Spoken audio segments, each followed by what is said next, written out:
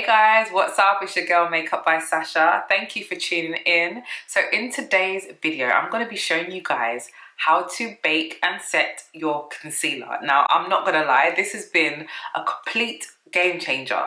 Don't worry guys, I have got you. Like, trust me, I've been there, but I have literally figured out a way that works for me. Like, it may have already been done, but it works for me. So I'm going to be showing you guys how I like to bake and set my under eye without any flashback, without any ashy grey tone under those eyes. Trust me, you do not want to miss it. So if that is something that you're interested in, stay tuned and let's get straight into this video. Right guys, so I have finished my base, I've done my eyes and everything. So I just wanted to show you guys quickly how I like to highlight my under eye, how I like to bake, and how I like to set my under eye. So what I'm going to be using today is the Makeup Revolution Conceal and Define Foundation. You lot know that I literally love to use that. So I'll be using it in the shade 12.5 today. So this is what it looks like. If you guys watch my videos, you'll know, like, this is like my go-to right now. So what I'm gonna first do is start by literally applying this to my under eye, like so. I'm not going for like a huge, I'm not going for like a really bright highlight. I don't really feel like that right now. So it's quite like natural. And then I'm gonna do my forehead, down my nose, and a little bit here. I don't always do my upper lip, but if I feel like it needs a little bit brightening, I will do that. So next, I am going to take my wedge sponge. You guys can use a beauty blender. I usually use a beauty blender, but because I'm just doing makeup down here today in the studio, I just thought to use the sponge. It's literally here, it's easy to grab. So taking my Illamasqua Hydra Setting Spray, I'm just literally gonna spray the wedge or the sponge. So literally just twice, so 1, 2. So you guys can use rose water, you can use Max Fix Plus, which is another spray that I just like to use. And now I'm just literally gonna blend this in, literally.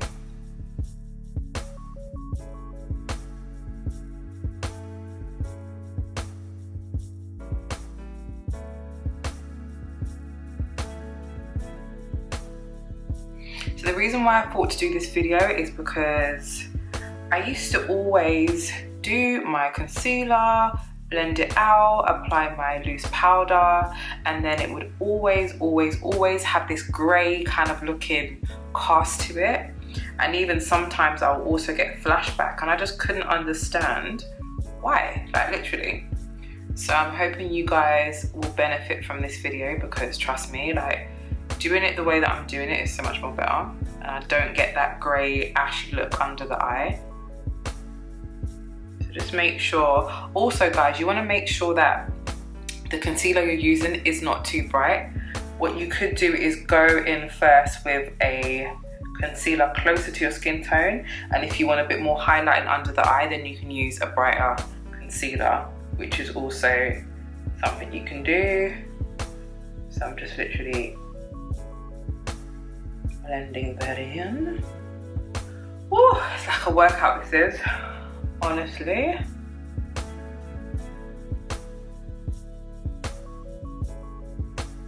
And obviously, depending on what concealer that you're using, you may want to like work a little bit quickly, because the concealer can dry fast and then it's harder to blend, sorry. So I'm just literally blending in the forehead area. Cool. And then I'm gonna go back in with my foundation brush and just blend out the edges. Yeah. Make sure there's no harsh lines.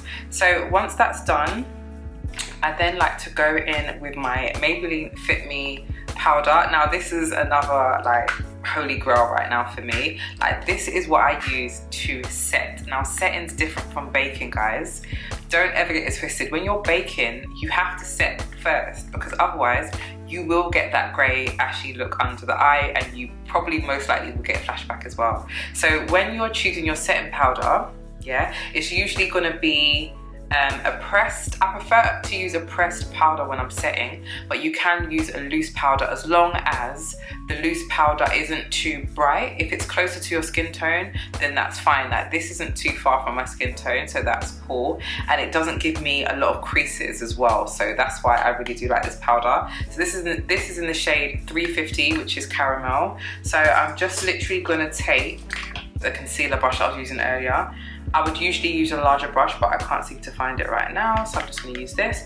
I'm just going to use that to literally set my concealer in place. So as you can see, it's really like, it's almost like the same tone as my concealer. So you're just going to literally set everywhere that you put your,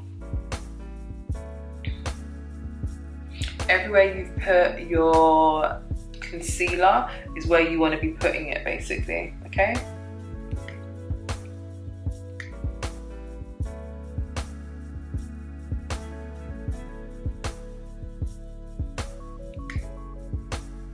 I didn't put any hair, but I just felt like it because I get a bit oily in that area. Now we've set the under eye and the concealed areas, so now we can bake, okay? So this is what you guys need to be doing. So I'm gonna be baking with the Illamasqua loose powder. Now, I'll be honest guys, I'm a little bit nervous about using this because it's the first time I'm using this. They were kind enough to send me loads of different products, a few different products for me to like try out and maybe do some content and stuff like that. So they gave me this powder. Now I don't really like to use white powder, but we're gonna give it a go anyway. We're gonna give it a try. But usually if I'm going for a setting powder, I'm gonna go for a yellow toned setting powder, just as a rule of thumb. You can use white powders as well, translucent powders, absolutely fine, but I'm just telling you what I usually go for. So this will be new for me, so I'm hoping it's gonna be fine. Fingers crossed, okay? You can use your own powder, just to make sure that it's brighter than your skin tone, it's got a sort of like a fine texture to it, and it's possibly on the yellow, the peachy side. You can use white as well, but if you're my shade or even darker, I would steer towards using more of a yellow toned powder. Right, so let's give this a try. So obviously it's brand new, so I haven't opened it yet. So this is meant to be colourless, meant to have no colour. So what I usually do, I might just dust off a little bit into the lid. So a little bit, about that much. Then what I'm gonna do is take my wedge sponge or beauty blender if you're using that. Then I'm literally gonna submerge the sponge into the powder. So it should look like that, and then dust off the excess like this. And then literally coat my under eye with this. Make sure it's fairly even, guys. That's one thing you definitely want to make sure.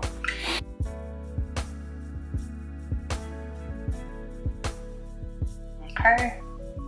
So I'm just doing the other eye.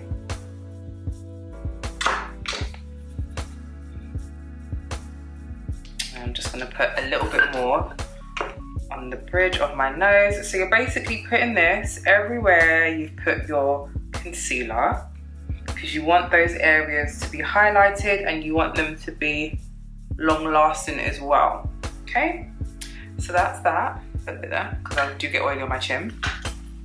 So I'm going to finish the rest of my makeup because I don't want this video to be too long. I want it to be straight to the point. So I'm going to finish the rest of my makeup and I'm going to be right back, and I'm going to show you guys how I like to dust it off without leaving an ashy tone. So I'll be right back.